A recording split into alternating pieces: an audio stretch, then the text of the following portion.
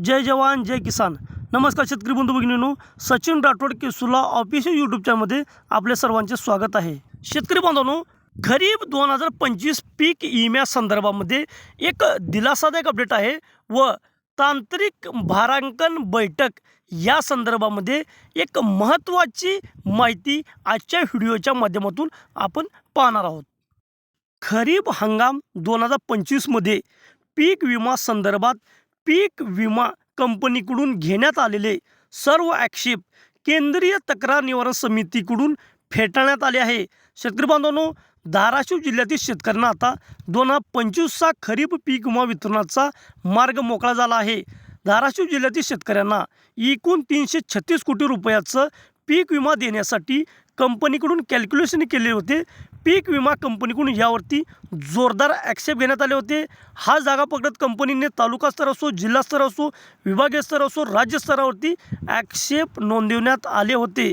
राज्यस्तरीय तक्रार निवारण समितीने लातूर असो, बीड असो, धाराशिव जिल्ह्यातील शेतकऱ्यांना पीक विमा वाटपासाठी निर्देश देखील देण्यात आले होते, परंतु कंपनीने या निर्णयाविरुद्ध केंद्रीय तक्रार निवारण समितीकडे अपील करण्यात आलेले होते आणि शेतकरी बांधवांनो, ते अपील आता कंपनीने केंद्रीय तक्रार निवारण समितीने कंपनीचं जे अपील आहे ते अपील पूर्णपणे नाकारण्यात आलेलं आहे।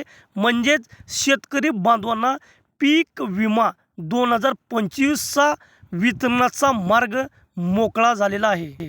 केंद्रीय तक्रार निवारण समितीने धाराशिव जिल्ह्यातील शेतकऱ्यांना पुढील 7 दिवसात पीक विमा वाटपाचे निर्देश देण्यात आले आहे। केंद्रीय समितीने निर्देश दिल्यानंतर पीक विमा कंपनीला शेतकऱ्यांना पीक विमा वितरण करावे लागेल। पुढील साधारणतः 10 ते 15 दिवसात संपूर्ण शेतकऱ्यांच्या खात्यावरती पीक विमा वितरण करणे अपेक्षित आहे। शेतकरी बांधवांनो, पीक विमा वितरण करताना यावर मोठ्या प्रमाणावर ॲक्सेप घेण्यात आले आहे।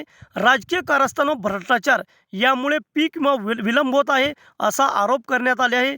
आज कृषी मंत्र्यांच्या उपस्थितीत राज्यातील अन्यायकारक पीक विमा काढण्याची पद्धत, तांत्रिक भारांकन पद्धत या संदर्भात आज एक महत्त्वाची बैठक करण्याचे नियोजन करण्यात आले आहे। शेतकऱ्यांना पीक विमा दिला जात असताना पीक कापणी प्रयोगाच्या अंतिम आकडेवारीनुसार पीक विमा देण्याचं निश्चित करण्यात आलेलं आहे। यामध्ये 50% तांत्रिक भारांकन आणि 50% पीक कापणीचा आधार घेत यामध्ये तांत्रिक भारांकनामध्ये फार मोठ्या प्रमाणात समस्या अडथळे आले। तांत्रिक भारांकन यामध्ये यील्ड जास्त दाखवण्यात आली।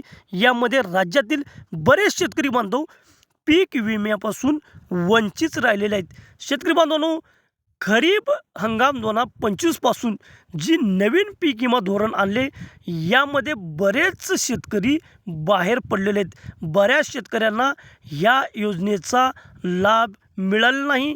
या योजनेमध्ये बऱ्याच त्रुटी आहेत, बऱ्याच पळवाट आहेत। शेतकरी बांधवांना पीक विमा योजनेपासून वंचित ठेवण्यासाठी ही योजना, नवीन योजना आणली की काय असं शेतकऱ्याच्या मनामध्ये प्रश्न पडलेला आहे। पीक कापणी प्रयोगाची जी पद्धत आहे या पद्धतीवरती फार मोठ्या प्रमाणावरती ॲक्सेप घेण्यात आले आहे। धाराशिवचे आमदार कैलासदादा पाटील यांनी मुख्यमंत्र्यांची भेट घेऊन चर्चा केली।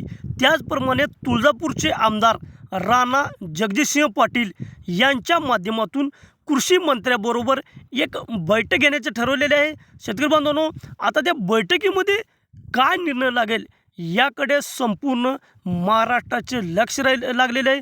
शेतकरी बांधवांनो, आपण आता प्रतीक्षा करू की या पीक विमा भारांकन बैठकीमध्ये आता काय निर्णय होईल याकडे सर्वांचे लक्ष राहिलेले।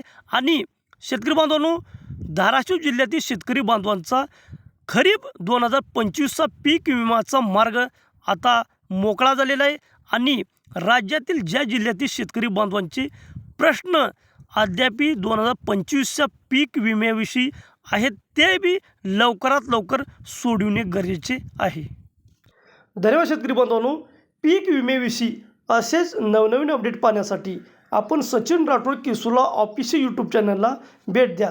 आपण जर या चॅनलवरती पहिल्यांदा आला असाल तर चॅनलला सबस्क्राईब करून बेल आयकॉन बटन दाबा, जेणेकरून आपल्या व्हिडिओची नोटिफिकेशन सर्वात आधी आपल्याला येईल। आणि आपल्या व्हिडिओला लाईक करा, कमेंट करा आणि शेअर करा.